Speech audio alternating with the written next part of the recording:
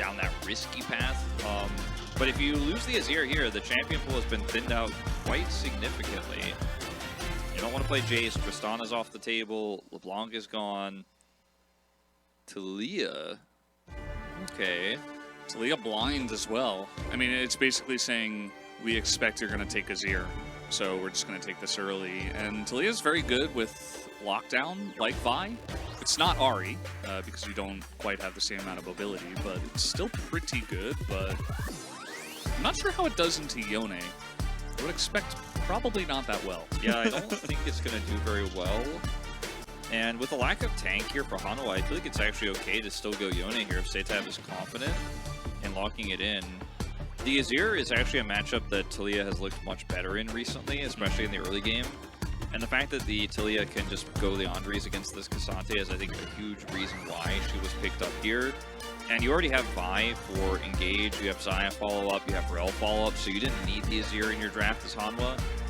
And the extra global threat of this Talia is so frustrating to play against. Very strong into Cassante, very strong into an Aphelios lane. Once again, I feel like if played perfectly, and we look at the nameplates on here, I like the draft of Hanwha more than I do the draft of DRX. Just a blue buff game here, you know?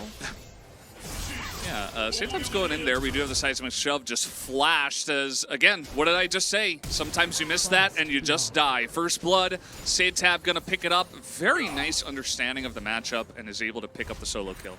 It was extremely aggressive from Romer. You can't do that, especially early on, as this time the stun is gonna come through, but Setab, okay, he's gonna eat a shot, actually, of the turret, but he's still winning. He already has lost Chapter Wolf. One unit of the team, of the squad.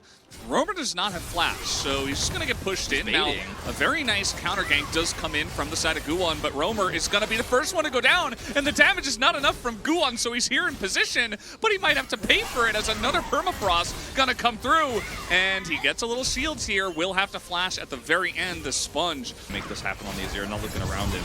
Okay, well, they're going to get the Rift Herald somehow. Guwon will go down in trade for it as Rooster is 1v3, gets all out of. He is super dead. Sponge going to pick up that kill. Not sure if he should have been the one to pick up that, as it was pretty free for anyone to have some posturing around the second Rift Herald.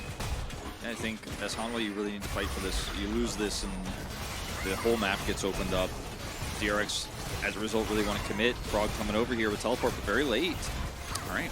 5v5 going to start up as some ults are thrown in. Very nice engage from Pleta, just hitting at that front line. It's all into Duro, though, as Pleta's getting low as well. And Duckdom is being pushed out of the fight as it stands right now. Lure and Romer going 2v1 onto Setab, who does not have a crown anymore. He's going to go down, as on the other side of the fight, though, DRX will pick up a double kill. Two of those going over to Frog, who, of course, does the most damage in the game, or in the fight.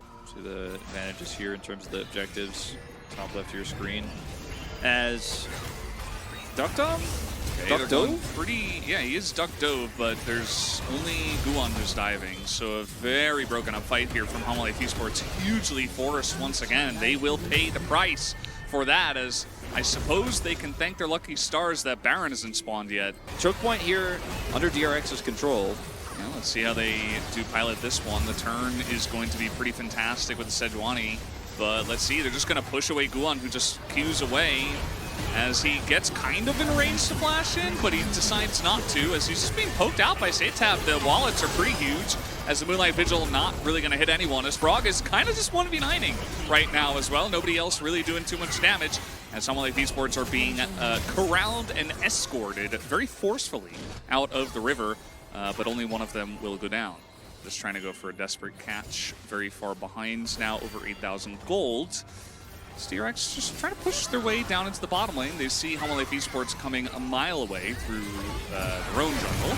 As now the turn comes in, Guwon just going to go down. He looks pretty uncomfortable on the buy, just keeps getting picked, trying to go for desperate plays, and nothing seems to work out. Romer, like, his Weaver's wall just made sure he couldn't get away as well, basically, but there was no way out. Even if he flashes the wall there, it was just not clean. Like, this is...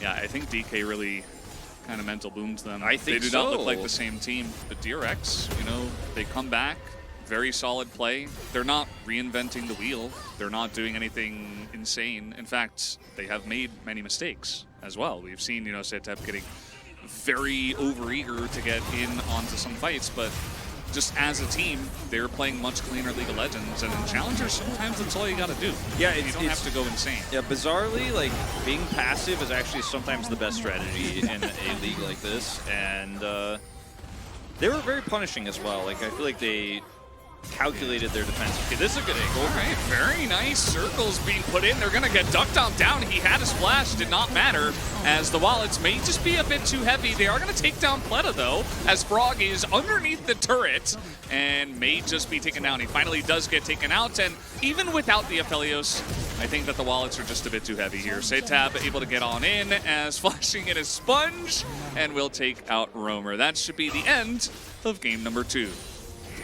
Is just, it's not going to be a positive thing for Hanwha Life Esports. They're not going to be going, oh, this team's bad at ending. Like, we're really, like, maybe there's a chance here. Maybe we can come back, and, like, maybe they're not that confident. I think they're going to be wallowing in it, to be totally honest, for the next few moments here. Like, this is not the feel you're looking for. Talia, top of the damage in the game with that Leandri she finally put together, but the impact here practically invisible. Did a lot in the last fight. You know, nobody was really able to get on top of Roamer, so he was just poking him out, doing a lot as the wall's going to come in, just try to stop the wave, I suppose. It stopped about 3 ranged minions from coming in, so a bit desperate as, once again, Guan going to go in and Guan going to go down as the game is just too far out of hand at this point. Even Setab has that stopwatch available, goes invulnerable, and Roamer will be taken out as well. That's 2-0 now to the side of DRX, a very one-sided game number 2. Even more one-sided than game number 1, as they are looking to just run away with the series, Wolf. Yeah, they really are. I'm not going to say the same things I said about the early game in game 1 about that game 2. Like, this just really looks like Hanwha is not showing up today. Yeah, the early game is just really big head scratcher. I get it. You're playing Talia, Vi, and you've got a Rel, you've got a Jack, so if you get any early game advantages with this Vi, it becomes so difficult for DRX to play out, but overextending in lane as Roamer, again, by the way, I still honestly believe, up until this moment, was our strongest mid laner we have left in the pool, and then trying to wait with your jungler with no vision, and then they saw Sponge coming up, and then still try to force, like, this is just some miscalculation where Hanwha Life, like, if we don't do this, we lose. It's like, well, there it is. Gets it. Solo killed one.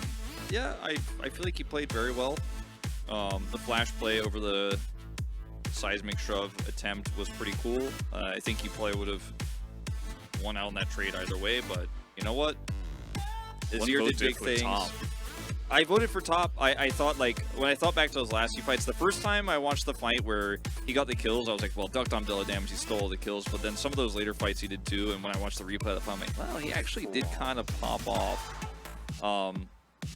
I think any of the top half, like, top, mid, jungle, all absolutely great votes here. Yeah. The Rakan working out again too for Pleta. Like, this team knows what they want to draft today, and they're just catching the aggression.